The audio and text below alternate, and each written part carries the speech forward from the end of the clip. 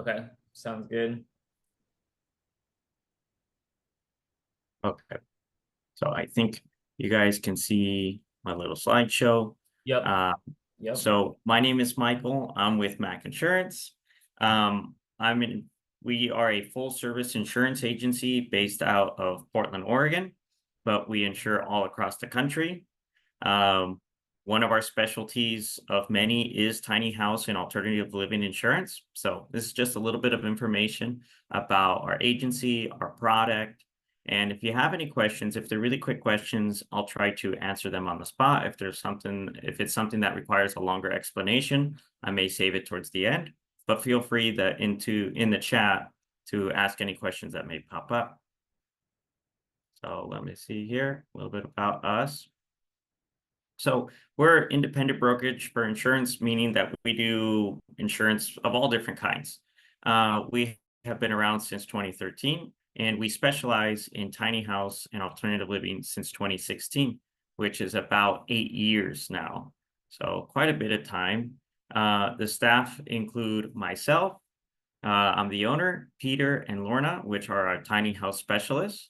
So if you ever call into our office or email us about an inquiry, you will most likely speak with one of them. And like I mentioned earlier, we're located out of Portland, Oregon. So the types of insurance we do, or types of insurance, I apologize, for tiny houses that are available. There's a lot of different kinds. The most common may be RV insurance if you have an RV specification.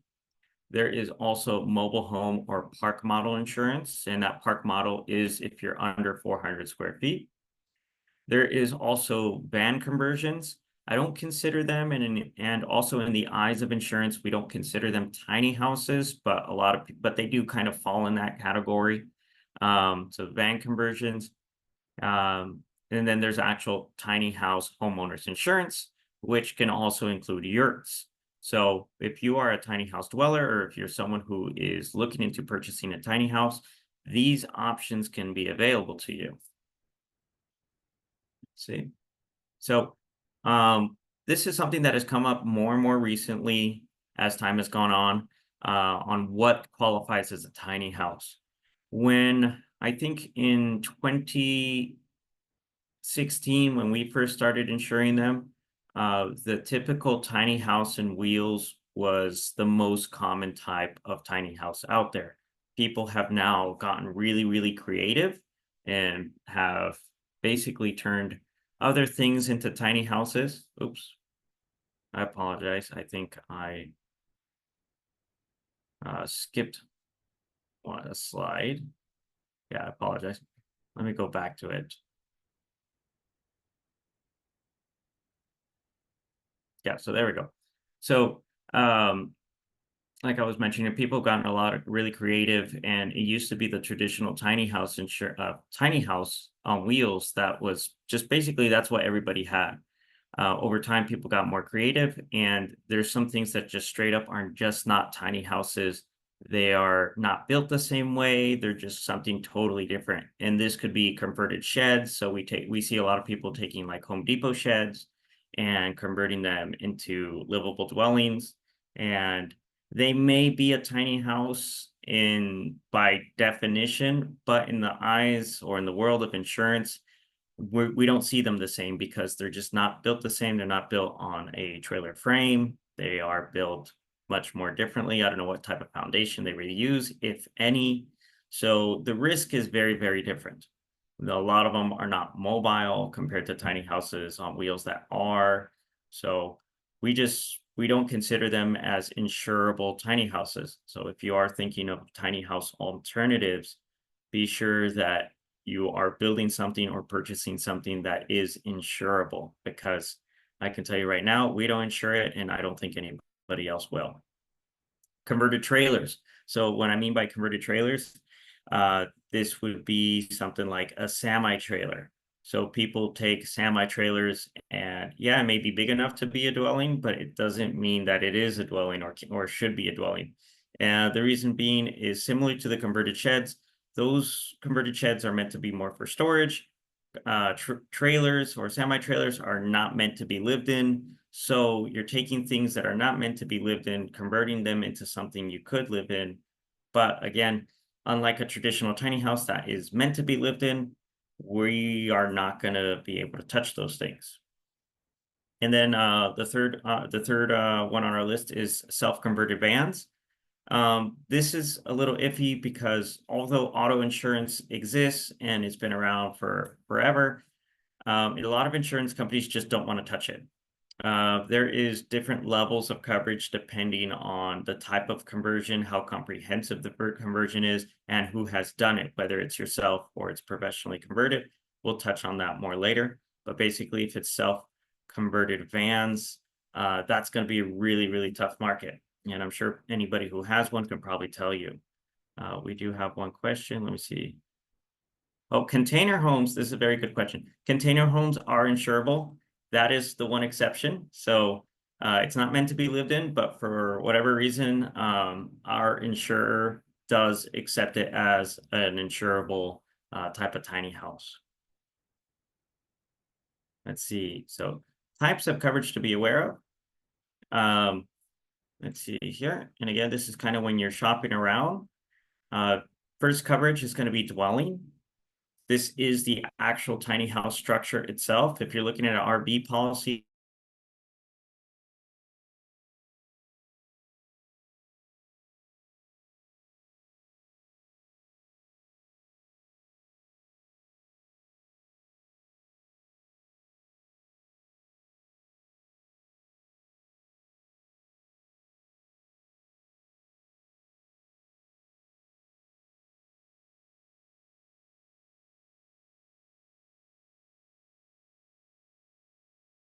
it just might be the comp inclusions. They're not all meant to be lived in. So you can basically not get the coverage you are really wanting. If you were to experience a claim, you may get less money for your tiny house compared to a actual homeowner's policy.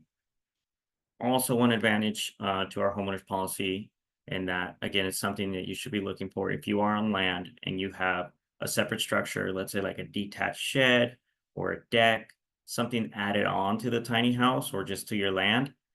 Separate structures is going to be something you want to take a look at. RV policies don't have that, so again, it's something to look out for. Personal property, so these are your personal belongings, things that are inside your tiny house. This could be your furniture. This could be your clothing.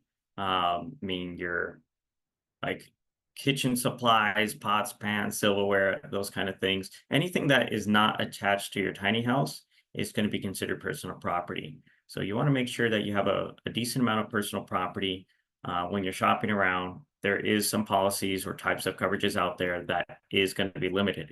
It's going to be limited to maybe 5,000, maybe to 10,000. But again, it's something that you should be aware of, especially if you have expensive electronics, like expensive computers.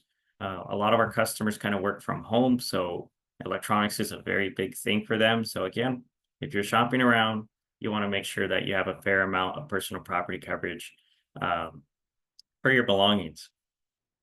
And let's see, and then liability, of course. There is a lot of different types of liability when you're shopping around. For example, with RVs, there could be liability for, it's called vacation liability. This is for liability for when you are parked. Now, it is meant for vacations, so you do want to take a look at the policy to see if it does cover everyday living type of liability. And it's mainly for when people come onto your property, they get hurt, or people decide to sue you, whether that's on your property or off your property. Maybe you did some harm to somebody outside of your property and they decided to sue you. Your liability is going to cover that.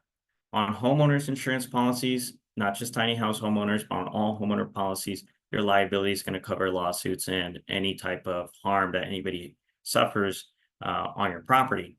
With RV policies, for example, that liability is different. It can be vacation liability, it can be full-timer liability. So you always want to be aware that you're getting the right type of liability when shopping around.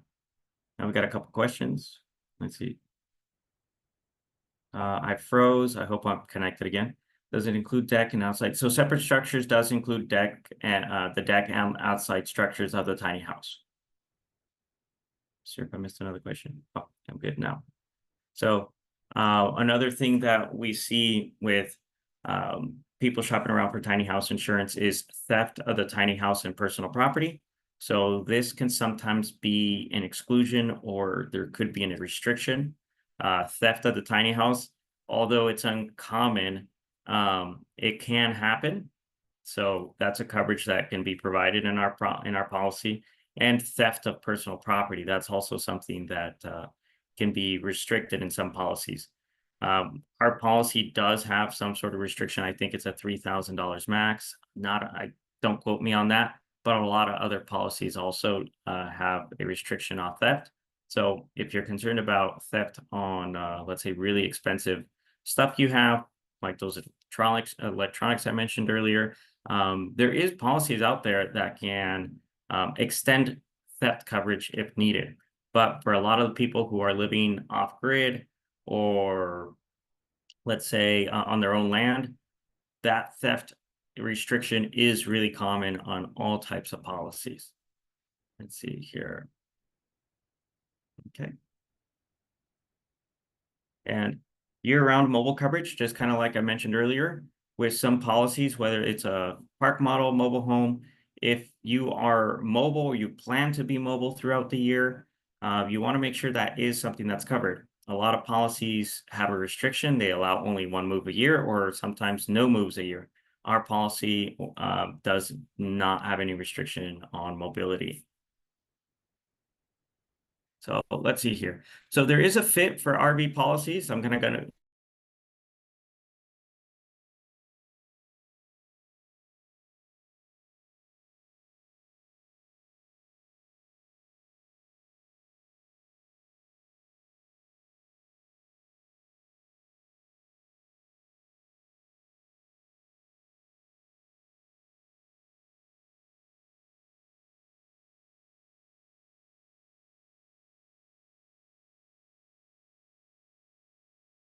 go over each policy type, and cost value, and I'll break down the differences between that.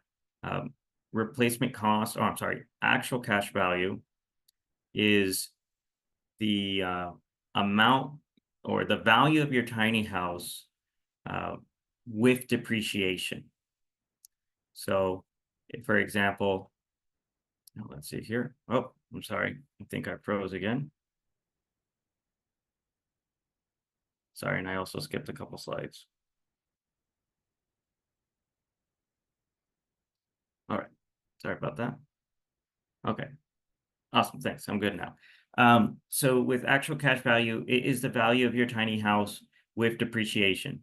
So tiny houses, unfortunately, in most circumstances, not all circumstances, but in most circumstances, are going to depreciate in value. So if you purchase a tiny house for $80,000, you have a total loss, let's say 5 years after you purchased it. You may still have it insured for 80,000, but with depreciation, it may only be worth 50, 60,000. So your payout would be the value, the market value of that, which would be that 50 to 60,000.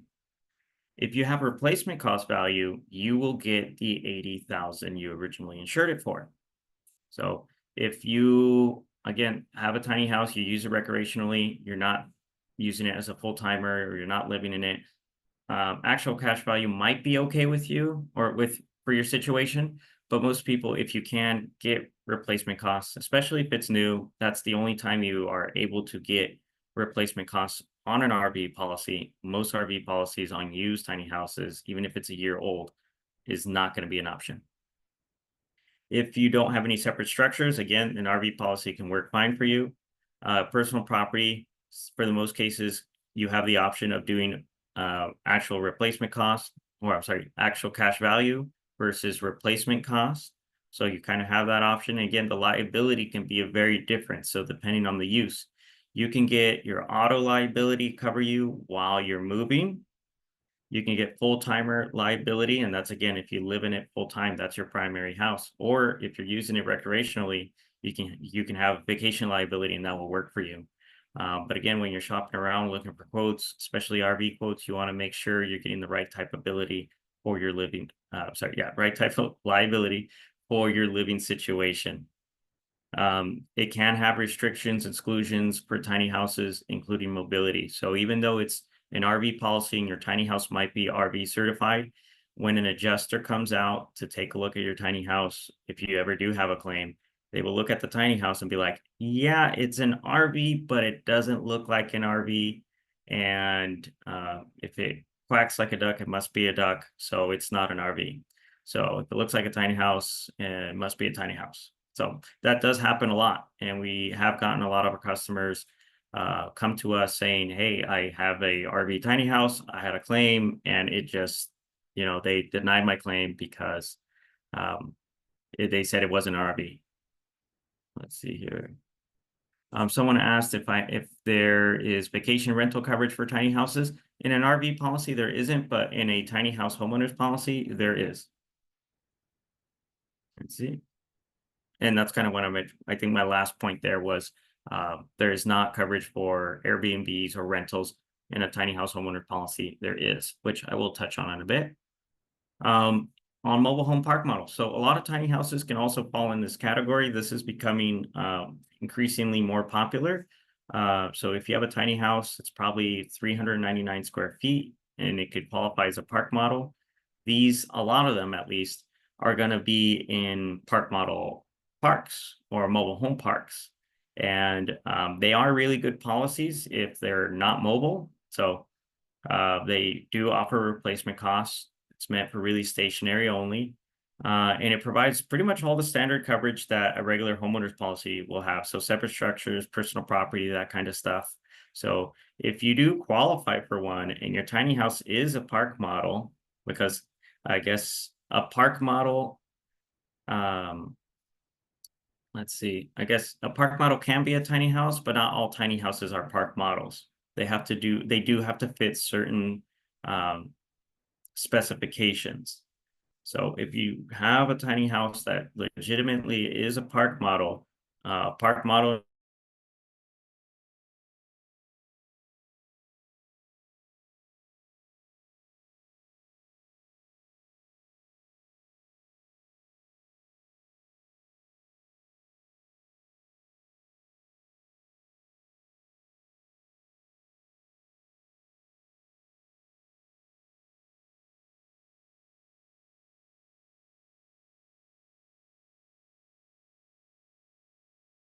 insurance, if you're be a rental, there's going to be that exclusion again. Let's see here. Okay, seems that I'm freezing, so I'm not sure. If there's something that I missed, I can certainly repeat it. So, on the rental. So, kind of like I mentioned with the RV, it cannot be used as a rental or Airbnb. So if you do have a park model that you are renting out or using as an Airbnb, this policy is not going to be a fit for you. You're probably going to want to have a tiny house homeowners policy that has that option available. And then ban conversions. So this is a lot tougher. It used to be a lot easier, like way back in 2016 to 2018. We used to have a few more options, but a lot of the insurance carriers have left the market. So we have a limited market in Oregon and Washington for our agency. And it has to be, for the most part, if you're wanting to have your full conversion covered, it does have to be done by a professional. So someone who specializes in bank conversions, not someone who's like a contract or your neighbor has done it a couple times. It has to be a legit business, and that's what they specialize in. These are going to be the lowest premium policies because it's just going to be insured like maybe as a RV. If you can get that from the DMV, that I guess title change to an RV, and that's going to be your best option. It could be insured as a vehicle with customizations. There's a few more options available if it's done by a professional. If the conversion is under 10,000, you can get full coverage for the physical damages of the customizations. These premiums seem to be, you could say, like a little bit more expensive. They're kind of in the middle premium. That you can insure them with regular auto policies with some restrictions. So you may want, it depends insurance company to insurance company. So always talk to your agent or talk to your underwriter and ask them what restrictions or limitations they may have. And then the absolute toughest ones to insure, um, if you can find coverage, is going to be liability only policies on self conversions that have conversions valued at over $10,000. These are going to be the most expensive van conversions to insure. Sometimes they even require a commercial auto policy. Even though they might be expensive, if you are using it as a full-time dwelling, maybe rents 800, 1,000, 1,200 bucks in your area, you may end up paying $300, $400, $500 in auto insurance, and that might be costly to you. But those are the types of premiums that you may face if you do a self conversion that is over 10K in customizations. Let me see here. Yeah, and kind of like what I mentioned earlier, please be sure to check with your carrier if they cover full-time use. That's a big thing. So maybe you can get the insurance for it. Maybe you can even cover your customizations. But if they restrict full-time use and you get in a claim and they figure out that you're living in it, your claim has a really high chance of getting denied. So you don't want that. So make sure you always check. And then a little bit about our tiny house product versus our competitors. So it is a very comprehensive homeowners product specifically made for tiny houses. So it's kind of like your standard homeowners policy, like regular homeowners insurance, but again, for tiny houses. So it's modified in a way that we take the tiny house dweller in mind. We know they're going to be moving, or at least a lot of people can be moving. We know they're going to be living at full time. We know sometimes they may be off grid. So all of that is kind of built into the policies. And like I said, with regular typical RV policies or mobile home policies, park model policies, some of those are going to have those restrictions because they are meant to be for certain types of use. Where in our tiny house product, it could be multi-use and like different living situations. So primary home, secondary home, rental, those kind of things, short-term or even long-term rental. Let me see here. Let's see. And then ours is going to be replacement cost. Kind of mentioned that earlier. A lot of other policies are going to be actual cash value, which is going to take depreciation into account. Ours can be recreational or full-time use, and kind of like what I just said, rental, Airbnb, short-term, long-term rental. And with other policies, they're for the most part going to be recreational use or full-time use only. So if you're wanting to Airbnb it, that's probably not going to be the option.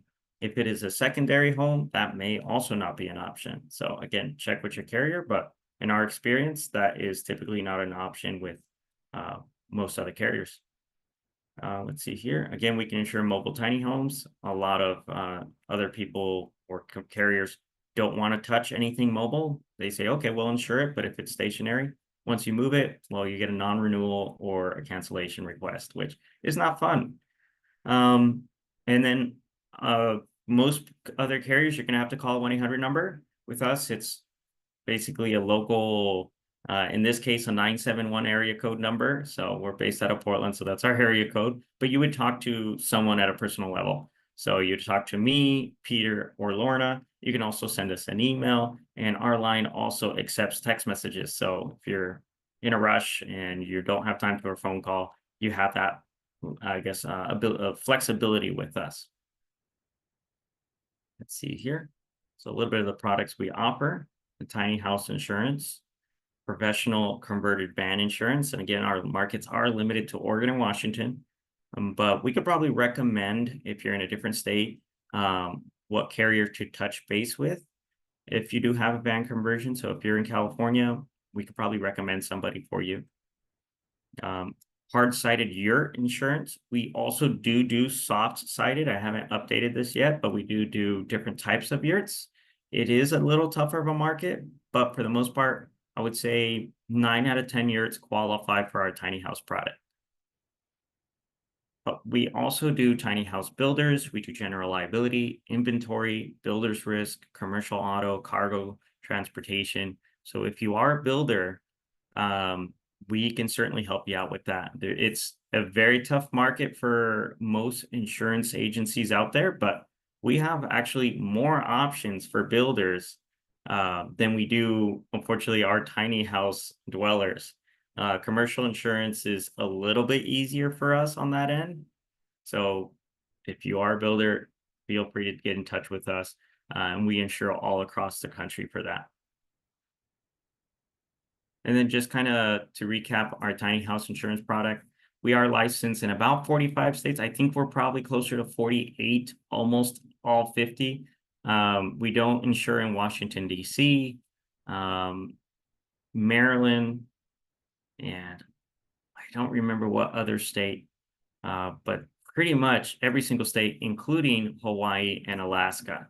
So if you have any questions, if you're on like what state we insure, I can double check, but pretty much we can insure everywhere. Let me see here. There's a question.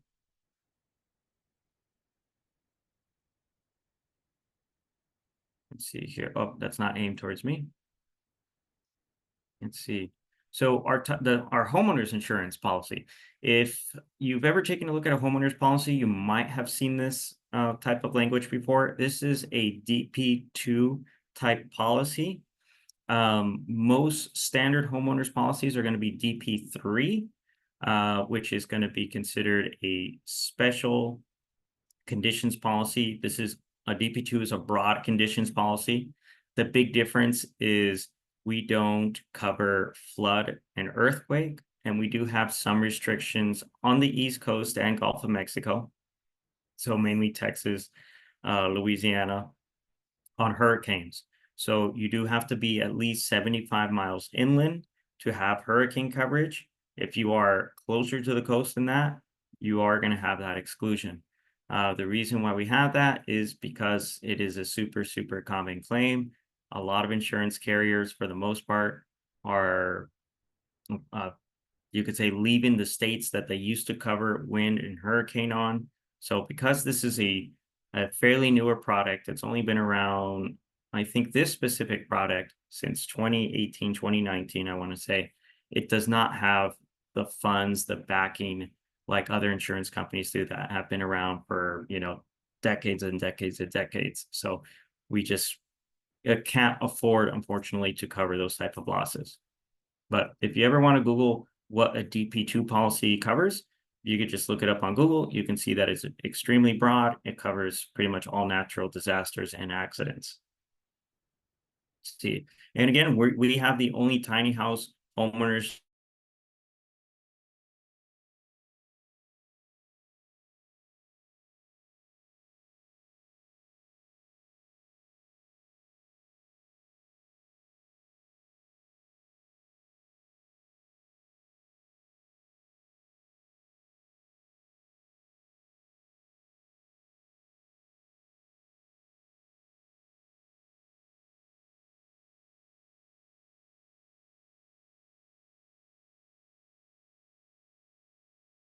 insurance and I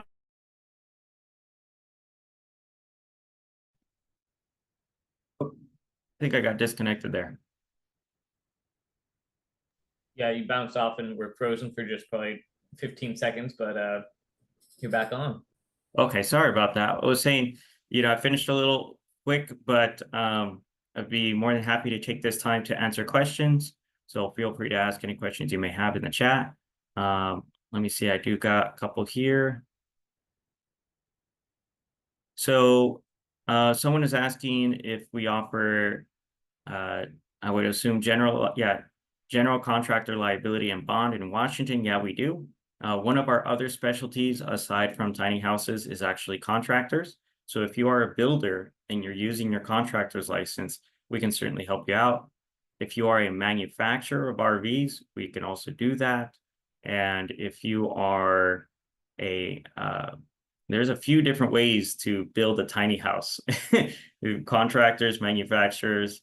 I don't remember the third one offhand. RV builder, tiny, the other one would be a non-certified tiny house builder, which we can also insure. So yeah, we have products for all of that. Now, let's see here. So the range of cost, this is a really good question. I'm glad you asked that question. So when it comes to the cost of our policy, I will say our policy really is a Cadillac type policy. So it is a high-end policy, and the premium does kind of match that a little bit. Our premiums are higher, you could say, than a typical RV policy or park model policy. I don't think they're outrageous considering how comprehensive our coverage is. But for the most part, I would say if for every $1,000 or $10,000 in coverage, you're looking at $110 to $120 in premium. So if you have a $100,000 tiny house, you can expect to pay $1,100 to $1,200 in coverage for the year, which would end up costing you around $100 a month. So an RV policy could be a lot less than that, but again, if you want to sleep well at night, knowing that you don't have the restrictions and exclusions that policy may have, our tiny house policy is going to be the best fit for that. And let's see here. So how does our policy compare to the California Fair Plan? So that type of policy is meant for homeowners insurance, like actual regular homeowners insurance. The Fair Plan is fairly expensive. I don't do a lot of Fair Plan stuff. Sometimes there is a wraparound policy available.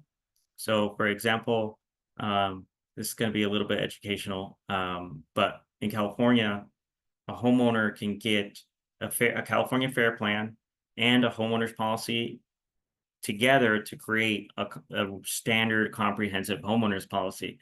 So our policy does not require the California Fair Plan. So it's just basically a regular homeowner's policy, which is what preferably everybody would want in California. But if you get a homeowner's policy in California in a fire zone through us, you're going to be just fine. Wildfires and all that are going to be covered. And I would say in comparison in terms of price, ours is going to be way cheaper because California Fair Plan and the wraparounds are fairly expensive. So let's see here.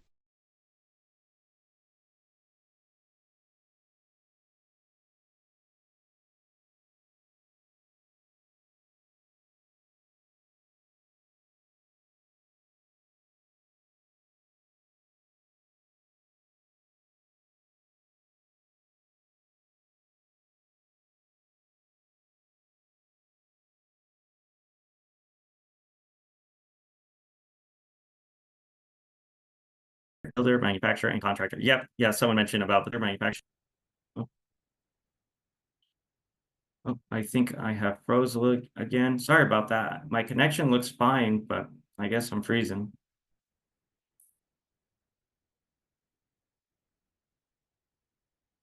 Okay, great. Thank you. So yeah, if you guys don't have any questions, you can always contact us. Let me see here. Let me put my information up here.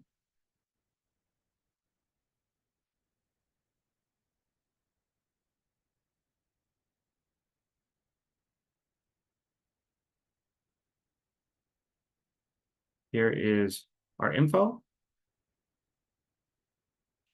You can take a screenshot or you can take a picture, but our websites are macinsurancinc.com. And for all our tiny house inquiries, tinyhouseinsurance.info. And if you want to email us, have any further questions, you can again at tinyhouse or email us at tinyhouses@macinsurancinc.com. That is our phone number. It does accept text messages as well. So you can give us a call or send us a text with any questions you may have. Someone is asking, does the rate change based on how close you are to a fire station? No, the rate does not change. Kind of a plus and minus on our product is that there's not any discounts, but there's also no surcharges. So if you are a higher risk, you're not going to be charged more. If you are lower risk, well, we're not going to give you a discount. Unfortunately, the policy is just too new to be structured like that. So if you're in a fire zone, this could be really, really beneficial to you because you're not going to get charged more for being in a more dangerous fire zone. As long as you qualify the time that you get the policy, you'll be okay. But there is some restrictions every once in a while that we can't write in certain areas if there's an active fire. So I hope that answers your question. Let's see here. Oh, how is the insurance industry adapting to the growing popularity of tiny houses, and what changes do you expect in the future? So that's a really good question. So when we first started insuring tiny houses, we could only offer dwelling coverage only. So just a tiny house, no personal property, no liability, just a structure. And it was a very expensive policy. But now we have an actual homeowner's product. And the product has been getting more cost effective over time. So it used to be really expensive when it first came out. Then it probably, I think now for the most part, it's like 20% cheaper than from when it compared to when it first came out. So that's big progress right there. But in terms of the big insurance companies trying to get after the market, some of them are being more flexible on their underwriting, so allowing more of those restrictions and exclusions, or allowing more of that stuff into their RV mobile home policies. But it's very, very slow. The market honestly has to be much, much larger for big insurance companies like State Farm to really like actually go after it. So I don't see anything like I don't see any new carriers coming up within the next, handful of years. Unfortunately, the tiny house market is too small to really make a big profit for some insurance company. What are the deductibles? Deductibles, I believe, are 500 and 1,000, but we always recommend 1,000 because the $500 deductible is, I mean, you save $20 a year for the most part. So we recommend 1,000 because on all homeowners insurance, not just tiny house insurance, if you have more and more claims, well, your insurance gets more and more expensive. So we like to recommend 1,000 because it keeps the likelihood of putting a claim in lower. And unfortunately, a lot of people like to put in very small claims, $200-300 claims. And there's a general rule in insurance, 2 claims within a 5-year period, and you're going to become uninsurable. And I'm not talking just about tiny house insurance. I'm talking about all types of insurance. You will have to get a substandard policy that could be 2 to 3 times more expensive. So my rule of thumb when it comes to deductibles or using your insurance, if it's something that's going to ruin your day, it'd probably be worth fixing it yourself. If it's something that's going to be life-changing, use your insurance. So that's typically the best way to use your insurance, or the best analogy I can think of. So yeah, you're very welcome. Someone mentioned it's informative. Yeah, you're very welcome. Oh, got another question. Let's see, are there any specific considerations for insuring tiny homes with alternative energy sources such as solar or composting toilets? Good question. Yeah, we can insure solar panels under separate structures. That's a really good question because a lot of other policies will not insure solar panels, rain collecting systems. They will just insure the dwelling. Those are all going to be considered detached, and so they'll be insured under separate structures, which again, in a lot of policies don't have it. And if they do have it, solar panels or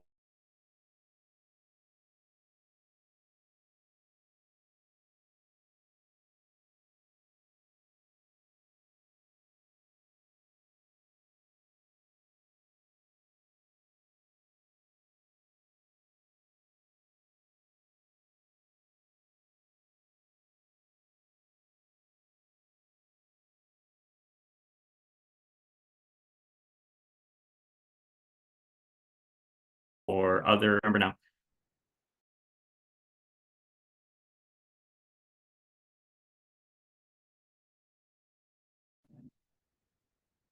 Oh, Sorry about that. Keep getting disconnected for whatever reason.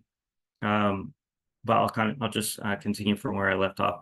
If you do have something very expensive like collectibles or a very expensive solar panel system, it is let's say over 25,000, we can insure it on its own separate policy. So if you ever have a type of claim, let's say it was like a tree branch or something fell on your solar panel and you don't want to use your homeowner's product, well, we have a specific type of policy that you can use so it doesn't affect your homeowner's insurance. That's also a really nice benefit that you would have working with us. We can help separate your risk or at least spread out your risk to help you out with that. Let me see here. So there are no, okay, there's another question. There is no design factors to determine the cost of insuring your tiny house. So owners can really design and build whatever they want, and it'll be the same price of premium for the tiny house. So the replacement cost is the biggest factor. If you build your tiny house a certain way, again, as long as it's on a steady foundation and it's built like, you know, solid, and the utilities, electric, water, and heat, that part does need to be done by someone certified. And a plumber has to come out, an electrician has to come out, and they have to basically okay it or certify it, or something. Someone in HVAC for your AC and stuff, your heat, that does have to be certified. Everything else is okay. And if the replacement cost for one tiny house is 100,000 and the replacement cost for another tiny house is 100,000 and they're built totally different, yes, it can be the same premium. And regardless of certification, self-built and not self-built, if the coverages are the same, it should be the same premium.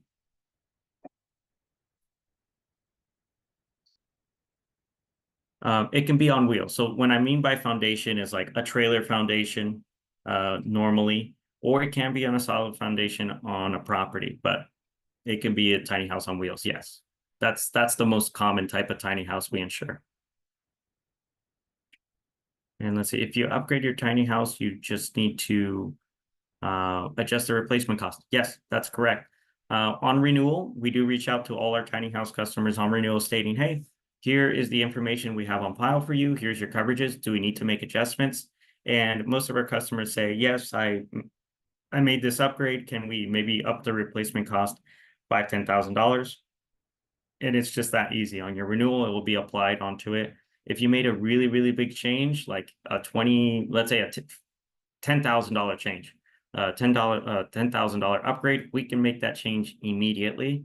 But most people, it's like small upgrades that are not going to really affect the policy and that can wait for renewal. But yes, we always recommend to up your coverage, especially if it's replacement cost, by 3 to 5% every year to keep up with inflation. I think a couple years ago, there was, I think it was maybe during the pandemic when the price of like plywood was insane. A lot of our customers were like, well, now it costs way more to build my tiny house, so I got to bump it up 10%. So we did a lot of that. On bank conversions, doing it myself, would I use a regular car insurance and cut my losses if something happens? Yeah, you would use regular car insurance. And if you were in a bad accident and it is your fault, that's the thing. If it's the other person's fault, there's a chance it can be covered. But if it's your fault, you know, the medical bills will be paid towards the other person, and perhaps yourself. But in terms of getting your car repaired, yeah, you might be at a loss. Let's see. So let's see, great question. That'd be really cool if y'all could make that a certification easy for homeowners. So the certification for us, someone's asking, I'm not sure if it's just a general statement or a question, but it'd be really cool if y'all could make that certification easy for homeowners to certify it's all done properly. So our tiny house insurance product doesn't require, again, an RV or RV certification, RVIA, NOAA certification. It's not required. And you won't get charged more for not having it. But again, you may need an RV certification if you want to live in an RV park. If it's a tiny house with no certifications, sometimes they want to make sure there's only RVs in there. So there is advantages to having certifications, but on the insurance side, it doesn't matter to us, but it's always good to have them because you could have some more possibilities on where to live and things like that. Let's see.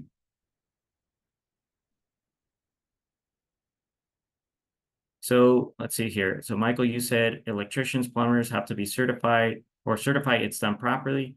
Rich was wondering if an inspection company could do that instead of the license trade. So that's a good question. I would say I'm not 100% sure on that. I want to say no, because maybe an inspector will say it's okay, but maybe if a plumber that specializes in just plumbing and knows plumbing very, very well might know more than the inspector. So I could say the inspector probably that okay would be fine in the eyes of insurance. But you probably want to have a plumber just check it out for your own safety. But I want to say, yes to that question, just to make it simple. Because I guess it's the inspector that has the final say at the end of the day.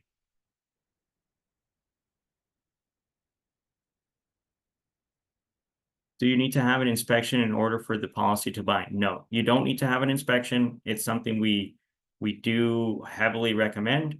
We do request photos. So we do a photo inspection ourselves. And if we see something, I mean, we're not trained inspectors, but if we see something that's really wonky, we're not going to like that.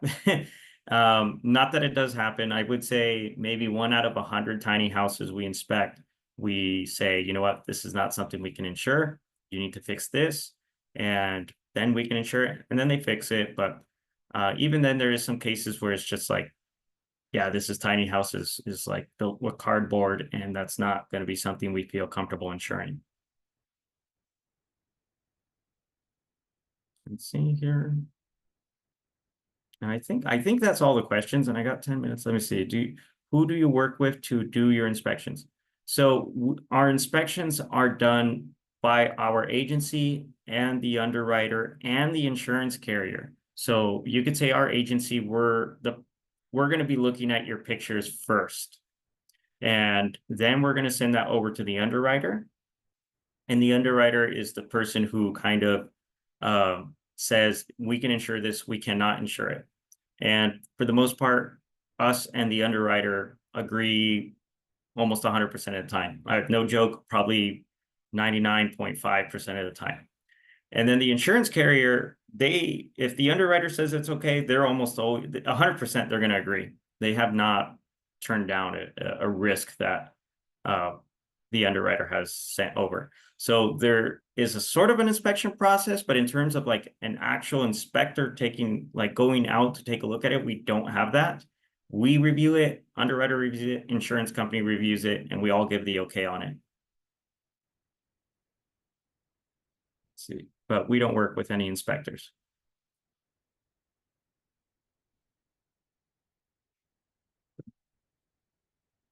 And I think that's it. I got 9 minutes left. I'm not sure if you guys want to call it good. But yeah, that's pretty much everything. And again, you can reach out to me on tinyhouseinsurance.info or our email tinyhouses@macinsurancinc.com or our phone number 971-238-2502. So I really appreciate it. Thank you thank you guys for all your time. Appreciate it. Absolutely. Thanks so much, Michael. We appreciate it. I've got a question. I'm not sure if you can answer it, but what's the craziest tiny house accident or I guess fan conversion accident or whatever that you've seen that you had to cover? You know what? We haven't had too many claims. Most of our tiny house people are very good customers. So I think that's a big reason why the tiny house product has been able to grow so well. But you could say I would say the biggest headache, it's not that it was a crazy claim, it was just a headache, was someone out in Texas when Texas had like a big winter storm like a handful of years ago. It like froze their pipes, it froze the water in between their walls, and that was the big thing, that they had a leak they were unaware of, and it kind of separated the walls, separated the floors, And things with leaks, this is again a general rule of homeowners insurance, but leaks for the most part is not covered under any type of homeowners insurance. Same with mold. So if you have a leak,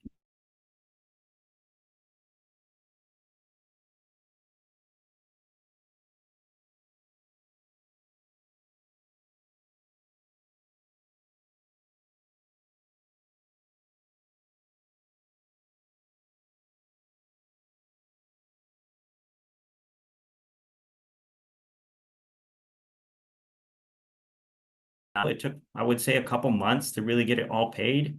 But yeah, that was like the biggest headache claim we had. But other than that, I mean, it's all been very good.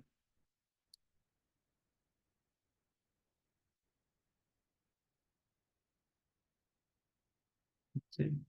Yep. There's another question there for you. Oh, do you insure tiny house with solar panels on the roof and batteries in the dwelling? Yep, we do that. Solar panels on the roof, batteries in the dwelling, not a problem. What's one common thing that people sometimes do in their tiny homes that you have to reject? Well, the biggest thing is like people have these Home Depot sheds or these barns that again are not meant to be lived in, and they convert it to something that they live in. We had a semi trailer, like, or like a U-Haul. People were converting a U-Haul, and it's like, well, if it was a Volkswagen, maybe, but we're talking a U-Haul now, like, so that's pretty hard to insure. And that's something that's like, you know what, the underwriter is not going to be comfortable with this. The insurance company is not going to be comfortable with this. Like, it's not something we're going to send over to them because they're just going to decline it. And yeah, I'll just tell you right now, we're not going to insure it. Try looking for it somewhere else. But it's just you're um you're a one-off risk. So there's no one else that owns a barn, that owns a U-Haul, converted U-Haul or something like that. So it's hard to justify the risk on that. If there was thousands or tens of thousands of those certain types of risks, it's easier to justify. But when you're a one-off risk, it's a gamble. And unfortunately, insurance is, you can look at it as a type of legal gambling, but they're not going to gamble on that. And then slide outs. I want to say we've had a couple slide outs on tiny houses that we do insure. So I want to say we can insure it, but I haven't seen a slide out tiny house in a really, really long time, but I'm pretty sure we insure at least a couple.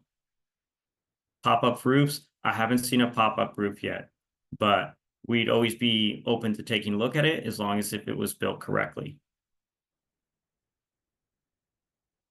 Let's see.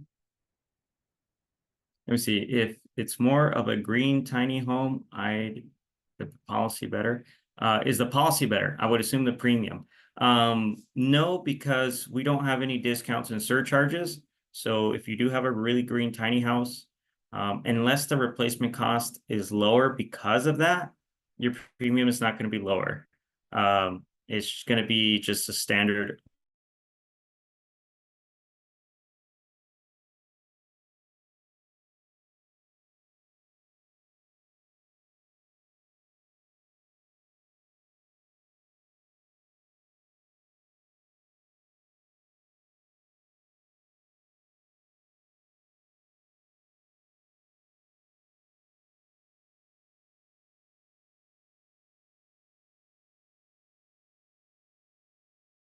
rate, which quoted therapist offices. We've quoted like tiny house food trucks. Yeah, so if it's a business, it's insured differently, but there is options available, and we can certainly help with that too. Yeah, that's a really great question. Same here. Let's see. Yep, I think that's it. I think we're almost out of time. If anybody wants to ask a last minute question, I think we got about 3 minutes.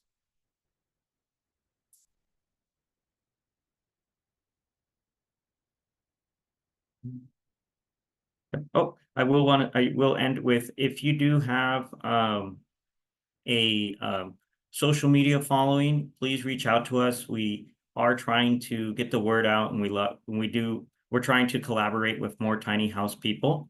So if you already have a tiny house or you're looking into it and you have a social media following, please send us a message. We would love to collaborate. Just want to add that in there at the end. But yeah, then thank you very much for having me. Awesome, Michael. Well, really, really appreciate it. And thanks for jumping on here and answering people's questions. People saying it was excellent, very informative, and all that. And I think insurance is one of those things that's, I mean, it's kind of like it's not talked about very often, but it's Yeah. obviously extremely important. And people are just hungry for the information. So thanks for sharing it all and everything. So Oh, appreciate no, it. thank you. I really appreciate it. Thank you.